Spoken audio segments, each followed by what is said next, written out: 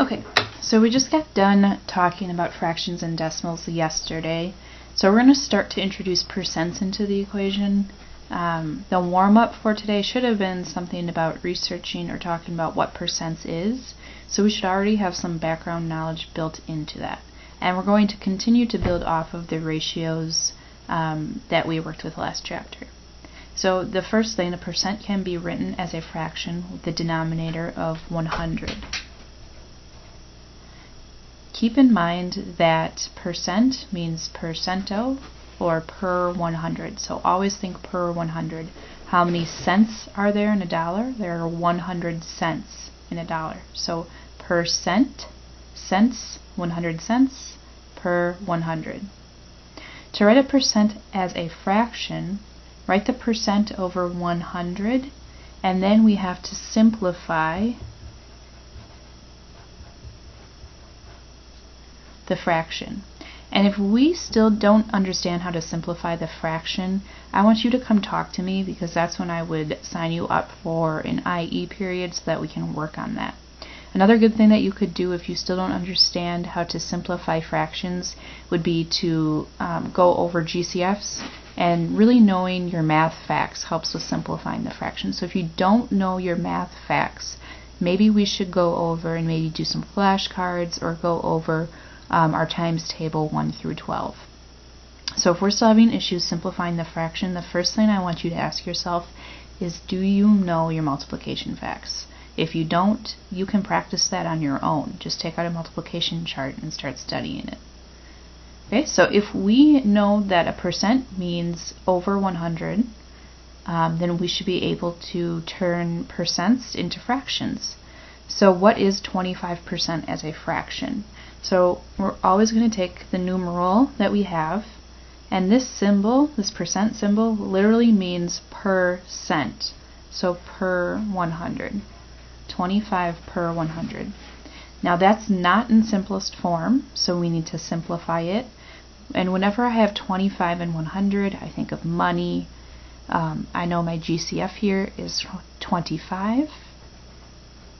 So 25 divided by 25 is 1, and 100 divided by 25 is 4. So my answer here would be 1/4. Okay, and then we can talk about turning percents into fractions. How do we do that? Well, we're going to do it just like we did. Percents, 80, and then we have this percent symbol per 100. So 80 per 100. If I don't know what my GCF is, keep in mind there's that rule where I can just take away a 0, and then I have 8/10. And that can be simplified because both are even. That is another rule that we should know by now. Both are even, so they're both divisible by 2. 8 divided by 2 is 4, and 10 divided by 2 is 5. Or you could have just used the GCF of 20 and divided both of those by 20. So 4/5 is my answer for that one.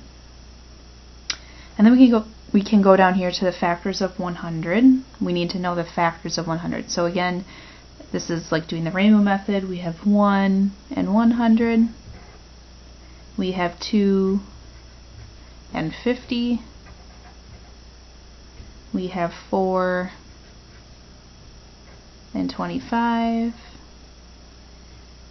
We have 5 and 20. And we have, I believe that is it. Oh, no, I forgot 10. And 10. So those are the factors of 100. When writing a fraction as a percent, if the denominator is a factor of 100, we can write an equivalent fraction. So now we're going to look at writing fractions as percents. This is very similar to writing fractions as decimals. So if we can get our denominator to 100, then we would just use that scale factor for the numerator. And I'll show you what that means. So can 25 go into 100? With my factors up here, I know that it can. And 25 hooks up to 4, the rainbow hooks up to 4. So I'm going to do that. multiply 25 times 4 and I get 100.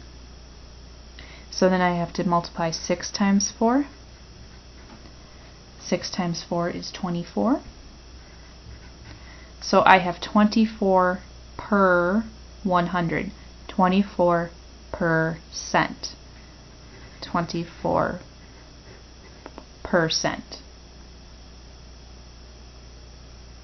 Okay? Now I know that 5 can get to 10, so I could do that, but I'm really trying to get my denominator here to 100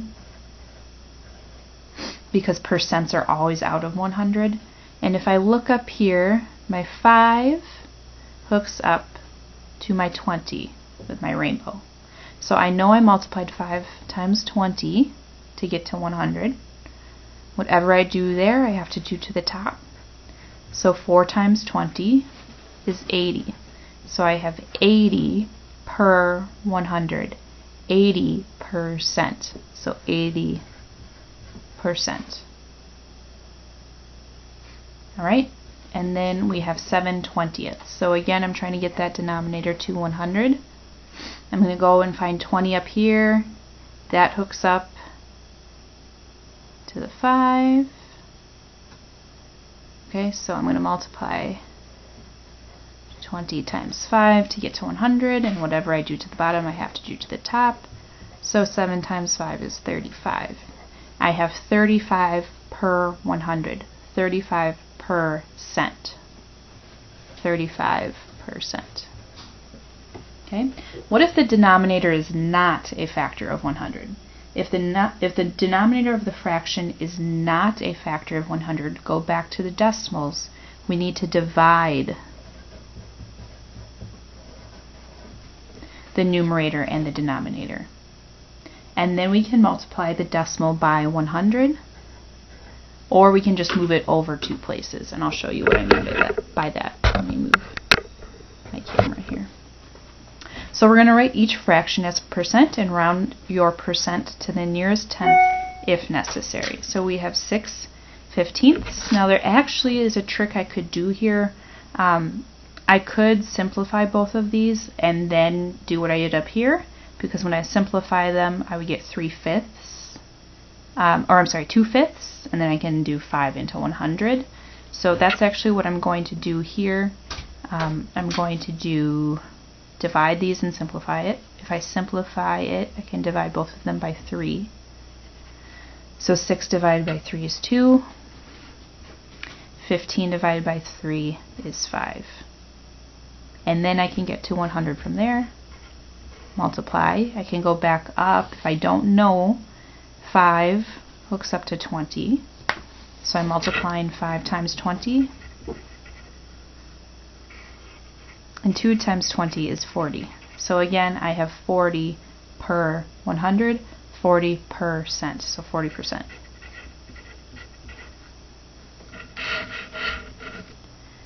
Okay, the next fraction here, I have 8. Let me see if I can focus this. 8/24. Now let's say I don't know, or when I simplify this, I can't get a denominator to be a factor of 100. So then I actually have to do the division. 8 divided by 24. Okay, 24 cannot go into 8. So what I'm going to do is put my decimal here so that it doesn't change the value of 8, raise it to the roof, and now I can add trailing zeros. Okay, 24 can go into, well, I'm going to think about 20 going into 80. 20, 40, 60, 80. So that was 4 times, but that was 20 going into 80. This is 24 going into 80. So I'm going to start with 3. Okay, so 3 times 24, let's say I don't know that, I have to do my work off to the side. 12, 72, subtract. 80 minus 72 is 8. Drop it down and bring it on back. How many times can 24 go into 80? We already did that up top, so we know it's 3. And we know that 24 times 3 is 72. When I subtract, I get 8. I'm going to drop it down and bring it on back. 24 can go into 80 3 times, And I know that this is going to be a repeating decimal. But my percent is not 0.333 repeating percent. Keep in mind I have to multiply my decimal by 100. Or, because I have 2 zeros in 100, I can move my decimal place 2 places to the right. So 1, 2. And then my percent is 33 and 3/10 repeating percent. Okay? And then 3/8, we're going to do something very similar. We have to do 3 divided by 8. Okay, 8 cannot go into 3. So I'm going to add a decimal, raise it to the roof, add some trailing zeros, and then I just start my division. So 8 cannot go into 3, so I'm going to put a 0 up top. 8 can go into 30 3 times. Multiply 3 times 8 is 24. Subtract 30 minus 24 is 6. Drop down my 0 and bring it on back. 8 can go into 60 7 times. 7 times 8 is 56. Subtract 60 minus 56 is 4. I'm going to add another trailing 0 to drop it down. 40. 8 can go into 45 times. 5 times 8 is 40. Subtract 40 minus 40 is 0, so I'm done. Okay? Well, I'm not done. I'm done with the division. The next step I need to do is multiply it by 100. Or, because I have 2 zeros in 100, I move the decimal 2 places to the right. So 37 and 5/10%. Okay? You do have some independent work that you can start working on the back side. If you have questions, I will be around, and let me know when you are done.